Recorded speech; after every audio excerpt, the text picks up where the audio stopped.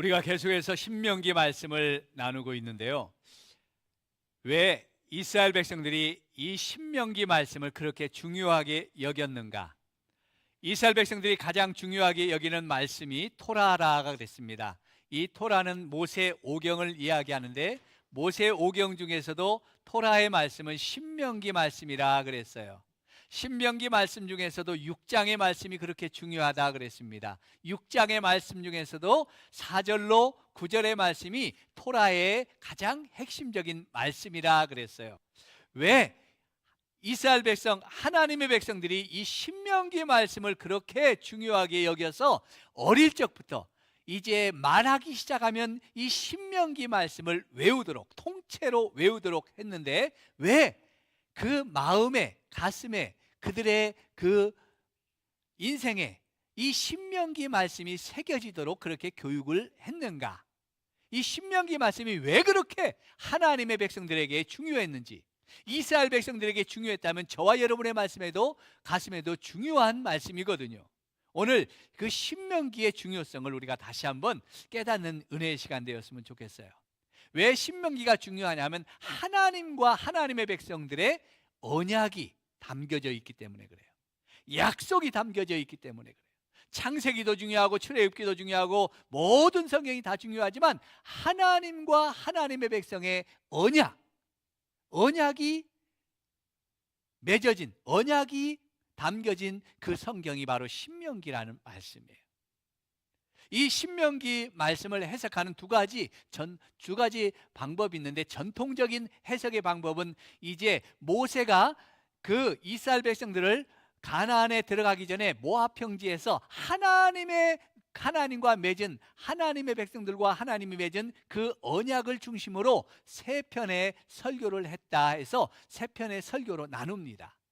첫 번째 설교는 이제 1장 1절부터 4장인데 과거 하나님이 그들을 어떻게 구원해 주셨는지, 하나님의 백성 삼으시고 그들을 애굽에서 구원해 주신 그 하나님의 은혜에 대한 기억, 그들을 구원해내신 하나님의 은혜에 대한 그것을 기억하라라는 말씀으로 첫 번째 설교를 했고요. 두 번째 설교는 이제 4장 4절부터 28장까지 그러면 구원받은 하나님의 백성으로 어떻게 살아야 되냐, 지금 현재 우리가 하나님의 백성답게 살려고 하는데 어떻게 살아야 되느냐 하는 그 현재 우리의 순종의 삶을 가르쳐주고 있어요. 그리고 세 번째는 이제 29장부터 33장까지는 그러면 하나님의 백성이 들어갈 그 가나안 땅에서 그러면 앞으로 우리는 어떻게 살아가야 될 것인가, 미래에 대한 그 하나님의 백성으로서의 살아가는 미래에 대한 것을 이제 설교해 주고 있는 게 세 번째 설교입니다. 그래서 과거, 현재, 미래 이 세 가지가 다 포함되어 있는 게 신명기 말씀의 특징이라 이렇게 해석했어요. 이것은 오늘날 우리도 마찬가지예요. 우리가 이미 구원받은 하나님의 백성으로 나를 구원해 주신 그 하나님의 은혜, 과거부터 이미 나를 구원해 주신 그 하나님의 은혜를 잊지 말고 기억하라는 거죠. 그리고 지금 그럼 구원받은 백성으로 나는 지금 어떻게 살고 있는가? 지금 나의 삶의 현재의 모습, 순종의 삶을 살고 있는가라는 것을 우리가 깨닫게 해주시고요. 또 우리가 앞으로 하나님의 백성, 미래에 일어날 성도의 삶을 설명해 주고 있는데 앞으로 성도는 어떻게 사는 것이 하나님의 백성답게 살 수 있고 그 하나님의 축복을 미래 세대에, 나만이 아니라 다음 세대, 우리 자녀들에게 그 하나님의 축복을 어떻게 하면 물려줄 수 있을까라는 것을 이제 가르쳐주는 게 이 신명기의 말씀이라 이렇게 해석했어요. 그런데 1954년도를 중심으로 해서 이 해석을 또 다른 해석으로 바꿉니다. 큰 신명기 해석의 중요한 전환점이 돼요. 그것은 이 히타이트족이라는 성경에 헷족속이라고 나오죠. 헷족속이라고 하는 히타이트족이 있었는데 이 헷족속이 철기 문화를 썼던 그 민족이기 때문에 굉장히 강한 민족이었어요. 그래서 여러 나라를 정복하고 다스렸어요. 4,000년 전에 그 해족속이 여러 나라를 정복하고 이제 그 정복한 나라와 조약을 맺었어요. 종주권 조약이라는 조약을 맺었는데 조약 문서가 3개나 나왔는데 그 조약 문서 3개를 이렇게 연구한 고고학자들의 발표가 있었습니다. 그 종주권 조약의 그 순서가 그냥 아무런 순서가 아니라 종주권 조약, 나라와 나라 사이에 정복한 나라를 다스리면서 그 나라와 맺은 그 계약 문서가 아주 형식이 뚜렷하게 나와 있었어요. 그 형식의 내용은 첫 번째 서론이 나와 있고, 두 번째는 역사적 서문, 세 번째는 그 다음에 조약 내용, 그리고 네 번째는 그 조약 이행 여부에 대한 축복과 저주, 그리고 다섯 번째는 그리고 그 조약의 내용을 낭독하고 보관하는 것, 이런 조약의 그런 순서로 되어 있는데, 가만히 보니까 신명기에 기록된 말씀의 순서들이, 신명기의 말씀에 기록된 내용들이 이 종주권 조약의 그 순서와 아주 유사했어요. 90% 이상이 이 종주권 조약과 같았어요. 이것은 무엇을 이야기해 주고요? 하나님과 하나님의 백성이 맺은 언약, 그 계약 문서가 바로 신명기 말씀이다라는 것을 발견하게 되었어요. 그래서 이스라엘 백성들이 하나님과 그 백성이 맺은 그 계약 문서, 조약 문서, 언약 문서를 가장 중요하게 여겨서 그들이 하나님의 말씀을 마음에 새기고 외우고 그 자녀들에게 가르쳤구나, 잊지 말라고 가르쳤구나 라는 걸 알게 되었어요. 왜냐하면 하나님과 우리 사이에 맺은 언약을 잊어버리면 안 되잖아요. 맺은 계약을 깨뜨리면 안 되잖아요. 왜요? 여기 종주권 조약을 한번 봐줘서요. 자, 서원에는 이제 역사적 서원에는 동기를 이야기해주고 있어요. 이제 이 신명기를 쓴 그 동기를 해주고 있고, 두 번째는 역사적 서문에는 이게 하나님께서 아브라함을 부르셔서 모세까지 하나님이 그들을 애굽에서 구원해 주신 구원의 역사적인 것을 기록해 주고 있고요. 그 조약 내용을 4장부터 16장까지 나타내고, 그 다음에 그 계약에 따른 하나님과 맺은 계약을 잘 이행하면 축복을 주시고, 그렇지 않으면, 이것을 지키지 않으면 저에게 저주가 임한다는 내용이 나오고요. 그 다음에 낭독과 보관을 통해서 그 백성들에게 다 알려줘서 백성들이 기억하고 그것을 깨닫게 해서 잘 이걸 보관해서 후대에게 잘 넘겨주라는 거예요. 알게 하라는 거예요. 근데 여기서 가장 이 중요한 이 조약 문서에서, 조약 내용에서 5가지, 6가지에서 가장 중요한 게 뭘까요? 그러면 여러분, 가장 중요한 것은 조약의 내용이겠죠. 무엇을 언약 맺었는가?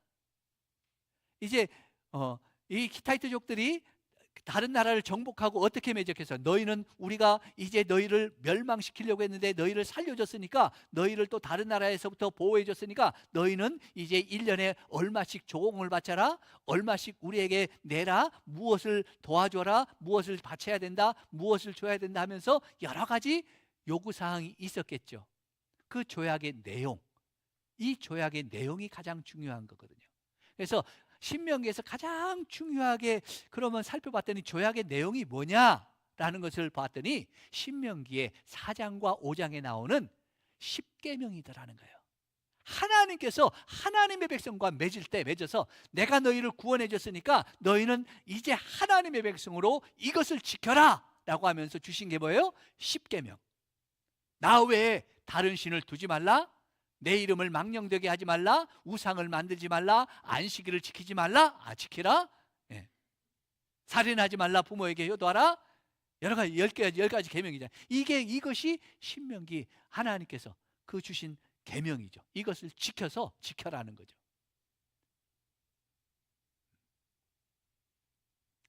자, 왜 지키라고 그랬어요? 이 하나님의 말씀, 하나님과 맺은 언약, 하나님의 백성으로서의 그 계명을 왜 지켜요? 지켜야 하나님이 너희에게 구원을 주시고 너희를 가나안 땅에 인도하신 그 축복처럼 너희 후손들도 너희 대대의 하나님의 복이, 하나님의 구원이, 하나님의 은혜가 계속 이어질 것이다 라는 것이죠. 그렇죠? 그래서 지키는 거예요. 만약에 지키지 않으면 너희가 들어가도 복을 받는 게 아니라 들어가도 저주를 받고 나가도 저주를 받고 성읍에서도 저주를 받고 들에서도 저주를 받잖아요. 복이 아니라 저주가 임하는 거예요. 지키지 않으면.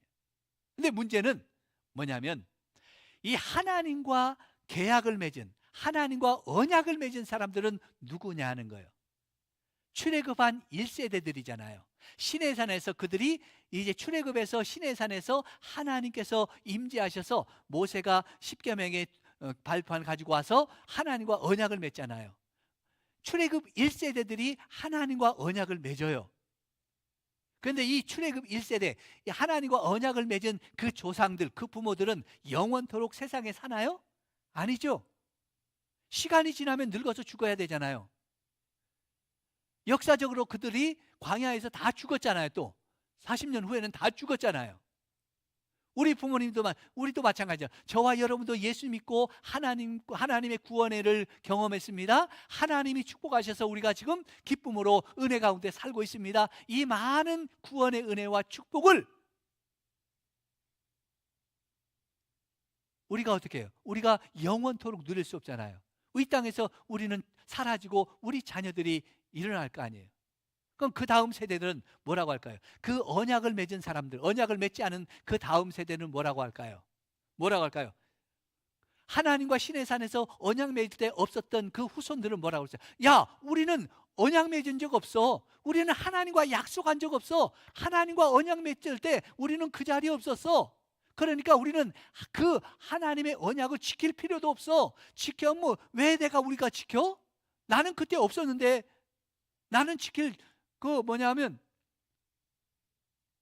의무도 없고 나는 지킬 필요도 없어 하면서 하나님과 맺었던 그 부모들이 맺었던 그 언약을 그 자녀들이 지키지 않는다면, 나는 그때 언약 당사자도 아니고 맺은 사람도 아니니까 나는 책임 없어 하고 그 언약을 지키지 않는다면, 그리고 가나안 족속들처럼 이제 하나님을 떠나 우상을 섬기고 악을 행한다면 하나님의 축복이 계속 이어질까요? 하나님의 저주가 임할까요? 하나님의 축복은 사라지고 하나님의 저주가 임하겠죠. 하나님의 심판이 임하겠죠. 하나님의 축복은 끊어지고 말 겁니다.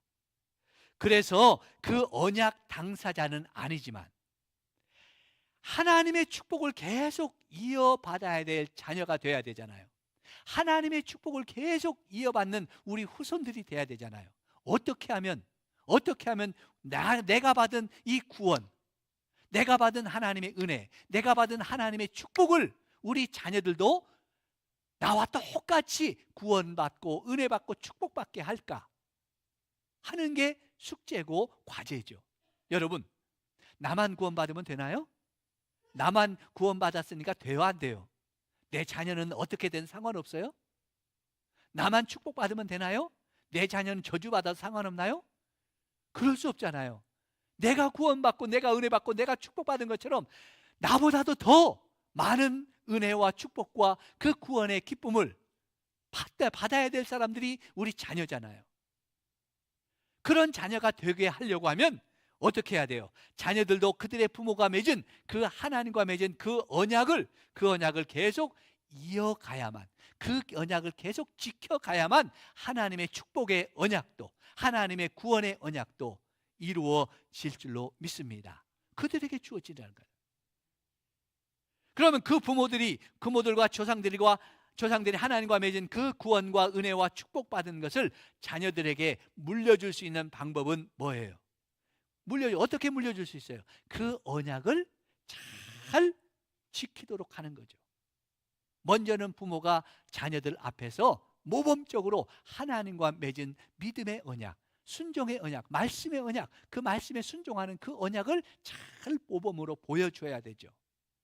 그리고 그 언약에 순종하는 삶을 자녀들에게 온전히 전수하고 가르쳐서 우리 자녀들이 잊어버리지 않고 그 평생에 지켜서 그 말씀대로 살아갈 수 있도록 하는 방법밖에는 없어요. 그 방법밖에는 없어요. 오늘 본문의 말씀이 바로 그것을 보여주는 핵심이에요. 어떻게 하면 하나님과 맺은 그 언약의 축복을 우리 자녀들에게 물려줄 수 있느냐? 이것이 바로 신명기 말씀, 신명기 그 이스라엘 백성들이 붙잡았던 그 은혜의 말씀인 거예요. 왜 신명기 6장 4절로 9절 말씀이 그렇게 중요한 그들의 그 쉐마가 되었을까? 그들이 마음으로 새겨야 될 말씀이 되었을까? 우리 한번 같이 우리 4절로 5절 말씀 같이 봅니다. 4절로 5절입니다. 이스라엘아 들으라.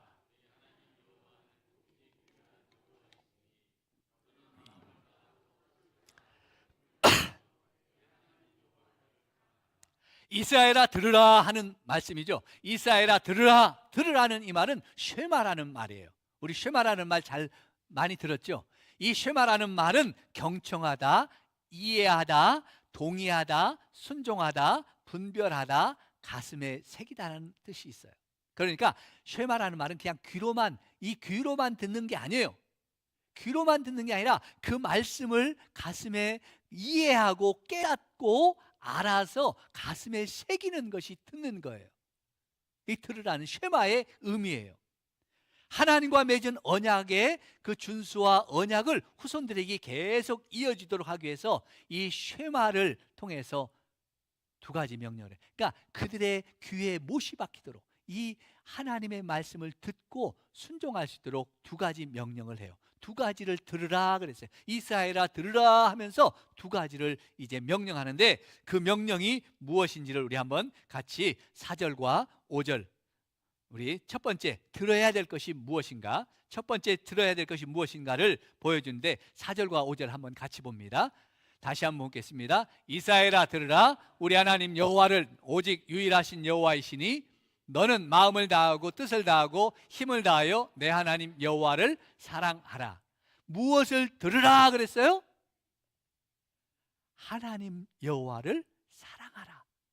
사랑하라는 말, 하나님을 사랑하라는 말을 들으라는 거예요. 하나님을 사랑하라는 이 말씀을 이해하고 듣고 깨닫고 너희 마음에 새기라는 거예요. 하나님을 사랑하라는 거예요. 어떻게 해요? 너희 하나님은 유일하신 여호와 하나님이시다. 유일하신 분이다라는 거예요. 하나님만이 참된 신이고 하나님밖에 없다는 말이죠. 여러분 이 말은 지금도 쉽지 않아요. 지금 야 하나님만이 진짜 신이야, 사람들이 다 인정할까요? 교회 안에서는 다 인정하지만 세상 사람들 가면 나도 믿는 종교가 있어, 나도 불교를 믿고 나도 저기 다른 종교도 있는데 너만 믿는 기독교만 참신이냐? 너의 하나님만 참이냐? 하면서 따지는 사람 많아요. 그런데 그 당시 이 세계관들, 그 이스라엘 백성들이 그 당시 가지고 있던 세계관들, 그 당시 사람들이 가지고 있던 그런 종교관으로는 이해할 수 없는 거예요. 왜요? 그 당시 모든 것이 신이라고 생각하고 섬겼다고 그랬죠. 애굽의 문화를 보면 모든 게 다 신이에요. 그 다음에 메소포타미아, 그 바벨론의 그 문화도 모든 만물을 다 신으로 섬기고 있습니다. 가나안도 마찬가지로 모든 걸 다 신으로 섬겨요. 뭐든 메뚜기도 섬기고 파리도 섬기고 이도 섬기고 염소도 섬기고 심지어 벼룩도 신이라고 섬기는 시대예요. 모든 것이 다 신이라고 하는 시대에 여러분 하나님만이 참된 신이야, 우리가 믿는 신만이 참된 신이야 라고 하면 어떻게 했어요? 비웃죠. 왜요? 그 당시 이스라엘 민족은 아주 작은 민족이요, 보잘것없는 민족이요, 저기 애굽에서 총살하던 그 히브리 민족이요, 그 작은 민족이 섬기는 하나님만이 참된 신이래요. 애굽의 제국, 큰 제국이 섬기는 그 능력 있는 신은 신도 아니래요. 저기 바벨론의 큰 제국이 섬기는 그런 신들은 신도 아니래요. 그러면 누가 믿어요?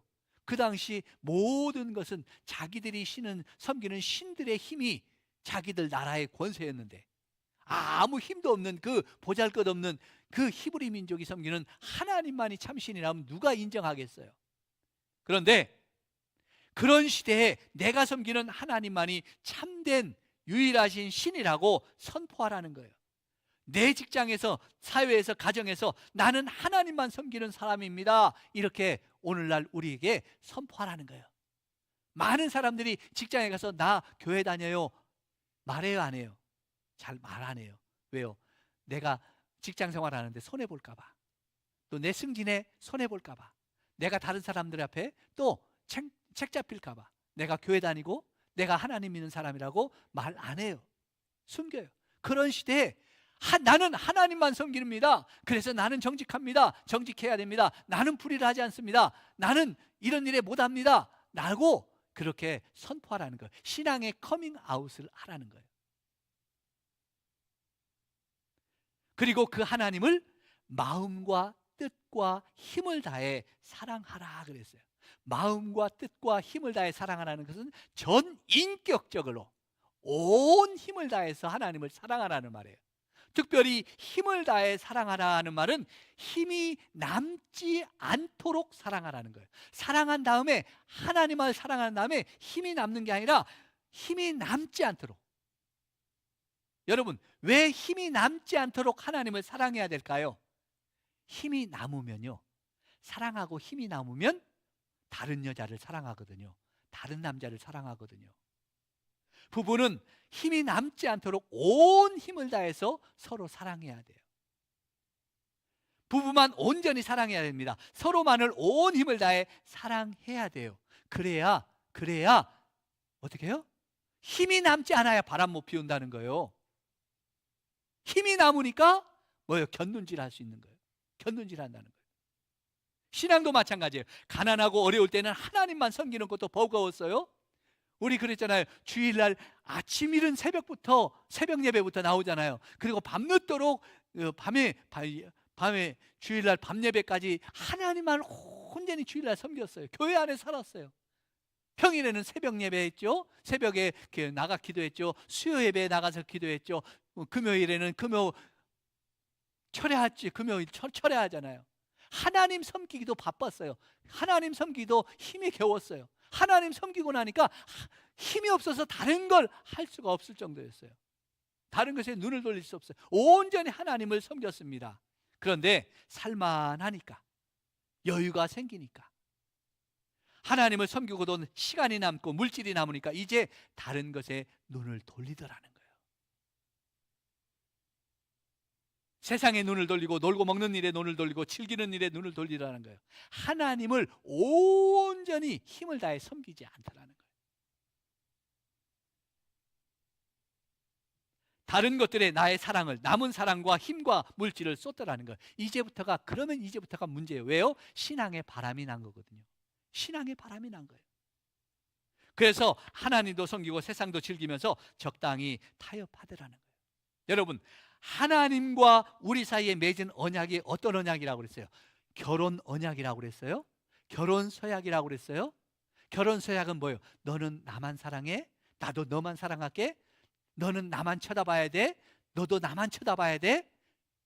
그게 결혼 서약이잖아요. 다른 남자 쳐다보면 안 돼? 다른 여자 쳐다보면 안 돼?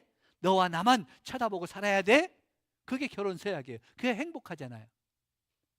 그런데 결혼 서약하면서 말합니다. 아니, 이 세상에 어떤 세상인데 말이야, 너만 쳐다보라고 그래. 너만 사랑하라고 그래. 어떻게 너만 쳐다보고 너만 사랑을 어떻게 50년 60년 너만 사랑하고 너만 쳐다봐야 돼? 난 그렇게 못해. 나는 여자친구 사귈 거야. 나는 남자친구 사귈 거야. 그래 버리면 어떻게 해요? 그 결혼 서약은 깨지는 거죠. 그 부분은 행복이 깨지는 거예요.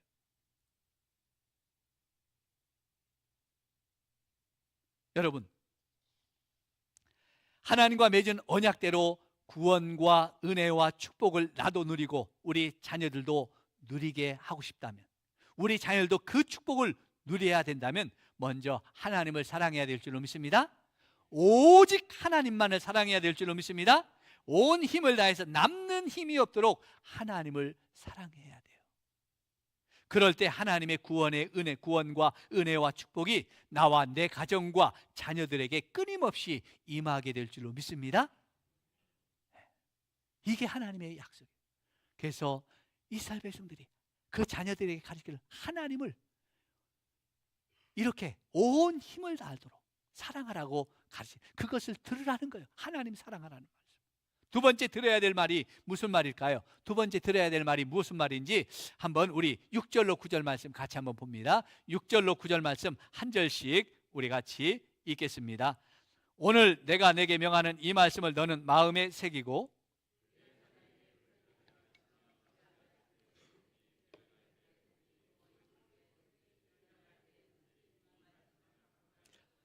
너는 또 그것을 내 손목에 매어 기호를 삼으며 내 미간에 붙여 표로 삼고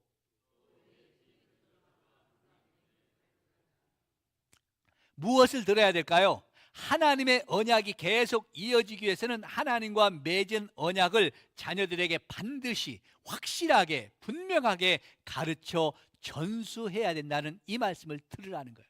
어떻게 하면 그들에게 이 하나님의 말씀, 축복의 말씀, 언약의 말씀을 전수할 수 있을까? 가르칠 수 있을까? 그들이 그렇게 지킬 수 있을까? 우리 후손들도 먼저 어떻게 해야 하라고요? 마음에 새겨라 그랬어요. 6절에 하니까 그 말씀을 너희 마음에 새겨라 그랬어요. 이 마음에 새기라는 말은 생각의 원천인 마음, 우리 삶의 원리가 나오는 그 중심 사상에 하나님의 말씀을 새겨 넣으라는 거예요.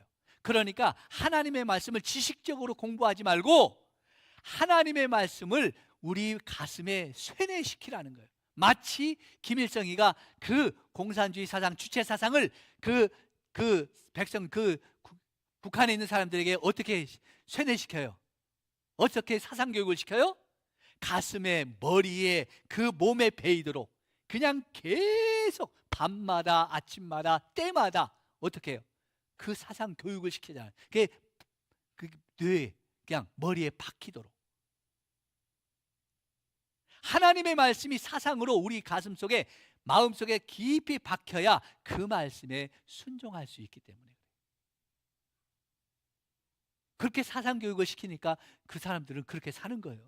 그런 줄 알고 사는 거예요. 그리고 두 번째는 그래서 그렇게 사는 걸 부지런히 가르치라는 거예요. 이 부지런히 가르치라는 말은 날카롭게 찔러라는 거예요. 우리가 그 날카롭게 찔러서 감각이 있도록. 찌르면 아프잖아요. 마음속 깊이 느껴지도록, 마음속에 그냥 찔림이 올수록 마음 깊이 느껴지도록 새겨 넣으라는 거예요. 여러분, 문신을 어떻게 해요? 문신할 때 아파요, 안 아파요? 저도 지난번에 이 눈썹에 한번 해봤거든요. 눈썹에 조금 해봤는데 이것도 여기 마취를 시켜도 아프더라고요. 콕콕콕 찌는데. 근데 정말 문신할 때 아프다고 하더라고요. 아프니까 어때요? 콕콕콕 아프니까 뭐예요? 지워져요, 안 지워져요? 안 지워지잖아요. 그 몸에 새겨지잖아요. 하나님의 말씀을 그렇게 감각, 찌르는 것처럼 그 가슴에 찌르서 그 새겨 넣으라는 거예요. 하나님의 말씀은 문에 그냥 이렇게 무늬만 그려놓으면 어떻게 해요? 물로 씻으면 씻어지잖아요. 여러분 딱 요즘은 그런 거 붙여가지고 있잖아요. 붙여가지고 문신이 아니라 붙이면 뭐예요? 몇 주 아니면 몇 날 가면 떨어지잖아요. 그렇게 하나님의 말씀을 무늬만 새겨넣지 말라는 거예요. 하나님의 말씀을 새겨 넣으라는 거예요. 지워지지 않도록. 어떻게 해요? 어떻게 해요? 앉아 있을 때든지 누워 있을 때든지 일어날 때든지 항상 기회가 있을 때마다 반복해서 가르치라는 거예요. 귀에 못이 박히도록 반복 교육이 중요하다는 거예요. 왜요? 자녀들은 하나님을 경험한 세대가 아니기 때문에 그래요. 하나님과 맺은 지내는 산에서 그 하나님의 영광을 보며 하나님의 거룩을 보며 하나님의 역사를 보면서 만난 경험이 없기 때문에 자녀들은 그 마음속에 말씀이 깊이 박혀 있지 않으면, 가슴의 사상으로, 말씀의 사상으로 무장되지 않으면 가나안 족속처럼 세상에 동화되고 세상 문화에 물들어서 금방 그들을 따라가 버릴 수밖에 없다는 거예요. 무늬만 그려놓으면 금방 지워져 버린다는 거예요. 저도 참 이 말씀 준비하면서 참 가슴에 찔렸어요. 우리 자녀들에게, 아이들에게 나는 무늬만 그려넣었을까? 나는 과연 저들 가슴에 새겨 넣었을까? 하나님을 잊어버리지 말라고 새겨놓은 부모일까? 나는 무늬만 그려놓은 부모일까? 우리 자녀들, 아이들 보면서 참 저도 참 많이 이게 생각이 되더라고요. 하나님을 섬기고 바알도 섬기고 우상도 섬기면서 죄악을 즐기는 건 시간 문제예요. 무늬만 그려놓으면요 금방 잊어버려요. 그래서 다른 것이 들어오기 전에 부지런히 가르쳐야 돼요. 언제요? 어릴 때부터, 엄마 뱃속에서부터, 엄마 뱃속에 있을 때부터 아무것도 없는 그 백지 상태에 있는 아이들의 가슴에 세상 물감이 칠해지기 전에 하나님의 말씀으로 도배를 해놔야 돼요. 하나님의 말씀으로 덕질을 해놔야 돼요. 유치원에 가고 학교에 가면 세상의 가치관이 우리 아이들을 유혹하기 때문입니다. 그래서 어릴 적부터 철저한 말씀 교육이 중요한 거죠. 그리고 아이가 커가면서 이제는 어떻게 해야 돼요? 아이가 커가면서 놀고 지발로 걸어다니고 세상 유치원에 가고 학교 갈 때는 어떻게 해요? 그 아이의 손목에 하나님의 말씀을 메어놓고 그 이마에 하나님의 말씀을 붙이라는 거예요. 활동하는 손목은 뭐예요? 활동을 이야기해주고 있어요. 그가 걸어다니면서 보면서 하나님의 말씀을 보면서 걸어다니는 거예요. 활동하라는 거예요. 이마는 뭐예요? 우리의 생각과 우리 중심 사상이잖아요. 판단의 장소잖아요. 그가 생각하고 판단하는 그 기준도 하나님의 말씀이 되게 하라는 거예요. 그리고 내 집 문설주와 바깥문에 기록할지라라는 건 뭐예요? 집에 들어갈 때나 나올 때나 말씀을 보면서 오늘 어떻게 집에 나갈 때 하나님 문지방에 걸려있는 하나님의 말씀을 보면서 오늘 내가 세상에 나가서 하나님의 말씀대로 살아야지 하고 나가고, 세상에 나가서 살다가 집에 돌아오면서 그 말씀에 그 문지방에 있는 말씀을 다시 보면서 뭐예요? 오늘 과연 이 말씀대로 살았는가? 나를 돌아보라는 거예요. 이 말씀은 전체적으로 말하면 하나님의 말씀에 지배받는 삶을 살게 해라. 하나님의 말씀이 그 아이의 지배가 되도록, 우리의 삶에 하나님의 말씀이 지배가 되도록 그렇게 살라는 거예요. 왜요? 그렇게 하나님의 말씀에 지배가 되지 않으면 순간에 벗어나는 순간, 하나님의 말씀의 지배를 벗어나는 순간 사단은 잽싸게 우리 자녀들의 마음을 훔쳐가기 때문에 그래요. 유혹하기 때문에 그래요. 그 걸음을 죄악으로 끌고 가기 때문입니다. 말씀이 지배하지 않는 순간 사단은 기다렸다는 듯이 하나님의 축복에서 저주로 우리의 자녀들을 끌고 가기 때문에 그래요. 지금 여러분, 우리의 자녀는 어디에 있습니까? 어떻습니까? 어떻게 우리 자녀들을 신앙교육으로 하고 있습니까? 우리 자녀들의 신앙교육을 교회, 주일학교에만 맡기지 마세요. 주일학교 우리 교사들도 열심히 기도하면서 섬기고 있지만 제가 그랬잖아요. 주일학교 교사가 우리 자녀들의 신앙을 책임지지는 못한다는 거예요. 우리 자녀들의 신앙교육은, 믿음의 교육은 우리 부모님들이 책임질 수밖에 없는 거예요. 누구도 세상에서 책임져 주지 않아요. 가정에서 신앙교육을 하는 부모가 얼마나 많을까요? 저도 참 후회가 돼요. 더 많이 이 말씀을 준비하면, 내가 이 말씀을 더 많이 빨리 깨달았으면, 알고 있어야 더 많이 깨달았으면, 진짜 이렇게 귀한 말씀인 줄 깨달았으면 더 아이들이 어렸을 적부터 하나님의 말씀으로 더 새겨 넣을 걸, 정말 찔러 넣을 걸.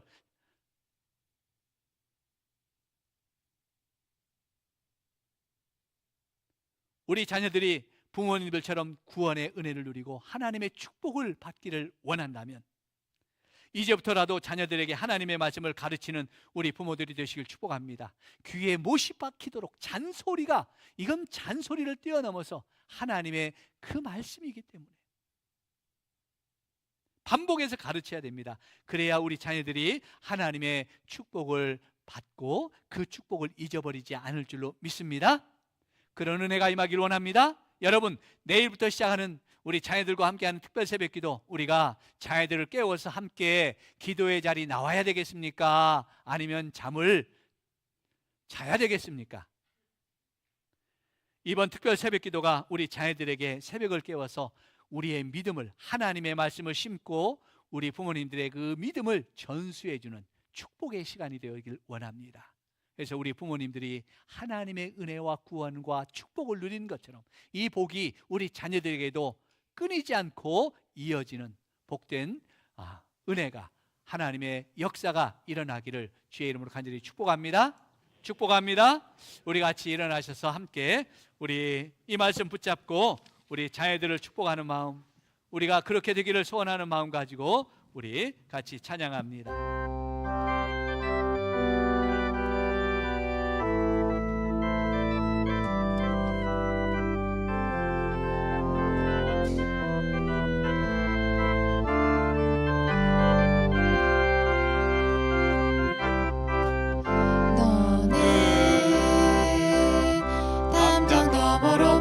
우리 박수하면서 함께 찬양합니다. 가지에 푸른 열매처럼 하나님의 귀한 축복이 삶에 가득히 넘쳐날 거야. 너는 어떤 시련이 와도 어떤 시련이 와도 이겨낼 강한 팔이 있어. 전능하신 하나님께서 너와 언제나 함께 하시니 너는 하나님의 사랑, 아름다운 하나님의 사랑. 나는 널 위해 기도하며 내 길을 축복할 거야. 너는 하나님의 선물, 사랑스러운 하나님의 열매, 주의 품에 꽃 피운 나무가 되어줘. 나는 하나님의 사랑, 아름다운 하나님의 사랑. 나는 널 위해 기도하며 내 길을 축복할 거야. 나는 하나님의 선물, 사랑스러운 하나님의 열매, 주의 품에 꽃 피운 나무가 되어줘. 오늘 말씀 붙잡고 오늘 이 찬송 우리 자녀들이 정말 하나님의 축복 가운데, 하나님의 역사 가운데 그 은혜와 그 하나님의 역사와 하나님의 축복을 경험할 수 있게 해달라고 기도하시기 원합니다. 하나님, 우리 자녀들을 하나님이여 축복해 주옵소서. 하나님을 온전히 사랑하는 자녀들 되게 하옵소서. 가정에서 날마다 뼈에 사무치도록 말씀을 가르치는 우리 가정이 되게 하여 주시고, 하나님이여 우리 자녀들도 우리 부모님들처럼 하나님의 은혜와 축복과 구원의 역사를 이어받아 누리게 하여 주시옵소서. 하나님을 떠나는 불행한 자녀들이 한 사람도 없게 하여 주시옵소서. 우리 자녀들을 위해서 우리 같이 축복하며 우리 후손들을 위해서 같이 기도하겠습니다. 하나님 아버지 감사합니다. 아버지 시간에 하나님의 은혜를 기억합니다. 아버지 하나님이 야곱의 축복처럼 아버지 하나님, 하나님의 아름다운 사람들로 하나님의 복을 이어받기를 원합니다. 아버지 하나님, 우리 자녀들이 하나님을 온전히 사랑하기를 원합니다. 온 힘을 다해 하나님만을 사랑하기를 원합니다. 아버지 하나님, 가정에서 날마다 참으로 아버지 옆에 사무치도록 말씀을 가르치는 역사가 임하게 하여 주시고, 우리 자녀들도 부모님들처럼 하나님의 은혜와 축복과 아버지 구원의 역사를 경험하며 누리게 하여 주시옵소서. 하나님, 우리 자녀들 중에 한 사람도 아버지 하나님 이 불행한 자녀들 없게 하시고, 하나님의 축복에서 끊어지는 자녀가 없게 하여 주시고, 하나님의 큰 역사를 아버지여 이어가는 우리 자녀들 되게 하시고, 우리 아버지 후손들 되시도록 하나님이 축복해 주시옵소서.